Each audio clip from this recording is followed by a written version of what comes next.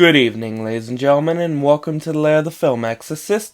Now tonight I will be reviewing Kamisamakiss. Nanami Momozano's dad skips town. She's then visited by debt collectors and kicked out of her house. So when a man offers her his home, she immediately accepts. The place is a shrine, and Nanami has unknowingly taken over his job as a local deity. Now before we move on to my opinion, I'd like to just announce that this video is sponsored by Animal.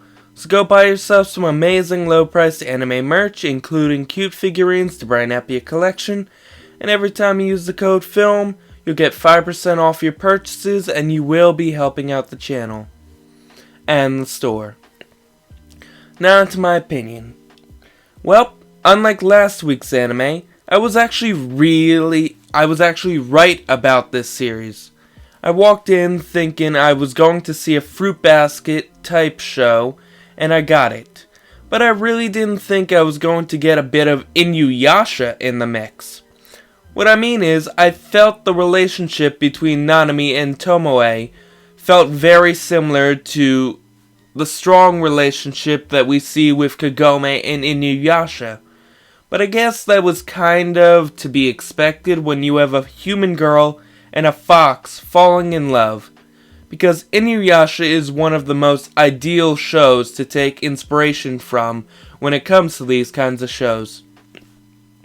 Oh, and to be totally honest, when we first meet Tomoe, all I could imagine was Tenya Ida from My Hero Academia or Sebastian from Black Butler yelling at Happy from Fairy Tail or Sylph from Black Clover.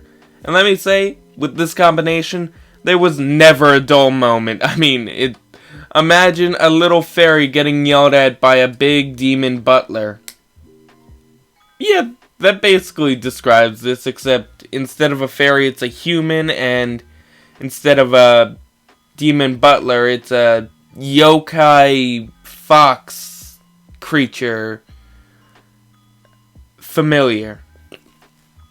Anyway, if you don't already know, this series was created by the same studio that made shows like Real Life, and unsurprisingly, the remake of Fruits Basket.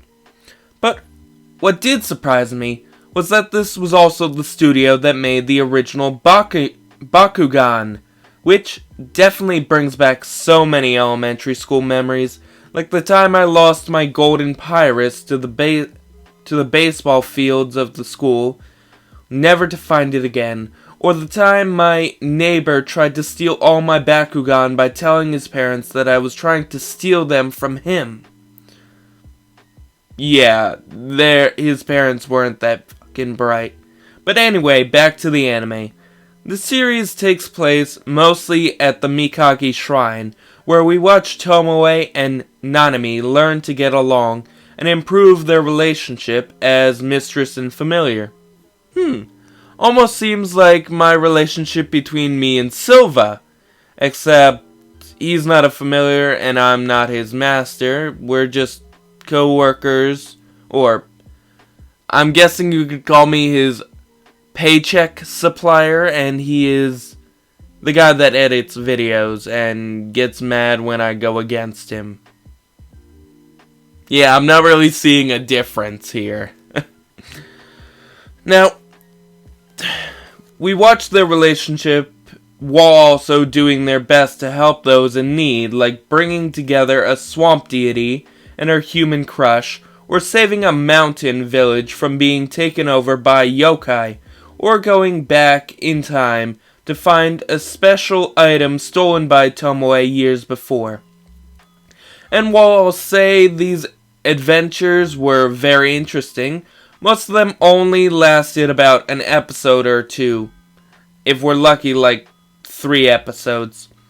There weren't really any big arcs like you usually see from a supernatural fantasy romance anime, but they are just as influential. They're just as influential, yep. And on the plus side, they didn't turn the show into a harem like most studios would. Nope.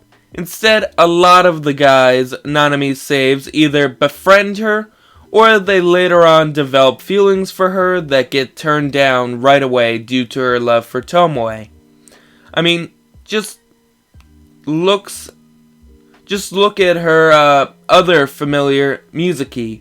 He's been trying to get her to fall for him for a while because she saved him during the first appearance, and the guy's getting blue balls, basically. I mean, he got turned down every time, to the point that he ultimately gives up and focuses his time on trying to annoy Tomoe instead, because she loves Tomoe, and Snake Boy can never replace Fox Boy. Now, he even goes as far to laugh at Tomoe's total lack of knowledge when it comes to love and humans. On top of that, we also have Kurama, my least favorite character because of how douchey he is. And I mean, he is a good character, and I did begin to sympathize with him during the second season after learning about his tough childhood, but I still don't like him for how he treats Naname and just the bad boy attitude in general. It's just overdone, and I'm not really into bad boys. Oh, and then other than these few characters, the rest are mostly either one-off characters that appear in the final credits, or they're important characters that mostly sit on the sidelines and watch events unfold, like Mikage himself, the guy that got Nanami into this whole debacle. Now, there is one aspect I really despise in this series, and that would be the really annoying narrator who's constantly either repeating everything that we know at the beginning of every episode, or she's periodically talking to the main characters as if they can hear her. And there was that one episode where one of the characters responds back to her, so I don't know if they can hear her or not, or she's just breaking the fourth wall for that one scene. What I do know is that I totally really didn't like hearing her every episode, and I even found myself wishing that she wasn't going to be in every episode, because I figured she did her job during the first episode telling us what happened to Naname and why she's on the street, and I just wanted her to go away after that. But nope, we're stuck with her, and it's just so annoying hearing her every episode, and it's like that old lady voice that just annoys me so much. Oh, and I was a bit annoyed that the second season didn't end with this big thing of Tomoe helping the new villain regain his body like they talked about.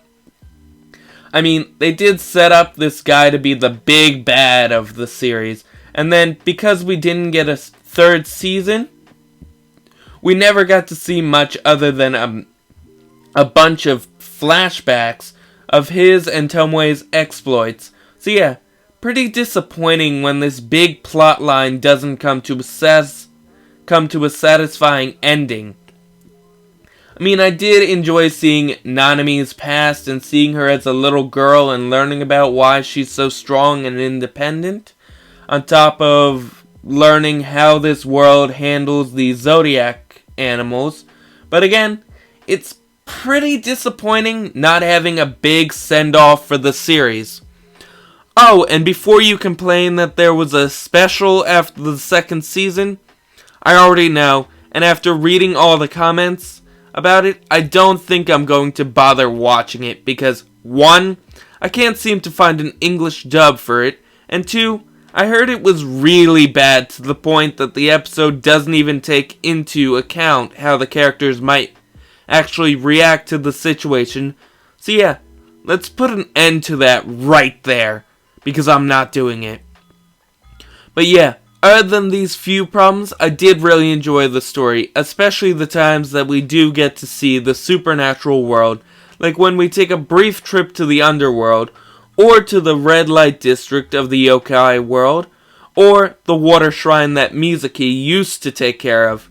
I wonder what happened to that water shrine and all these spirits that were in it taking care of it.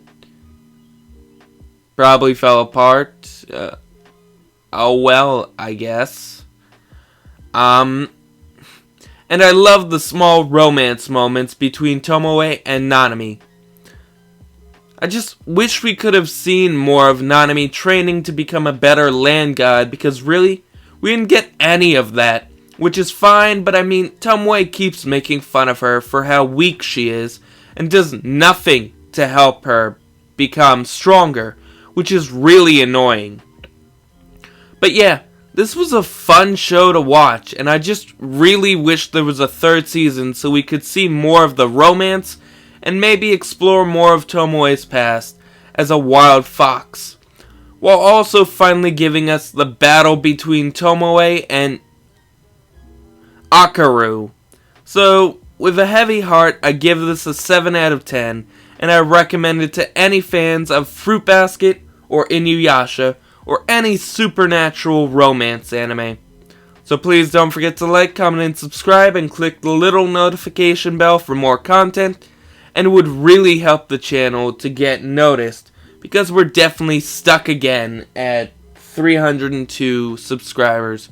So please share the channel, please let everyone you know about this, and help us grow, because you guys are the best thing to happen to me. You are what gives me joy in this life, and I want this channel to keep going. So have a great night, guys, and stay happy.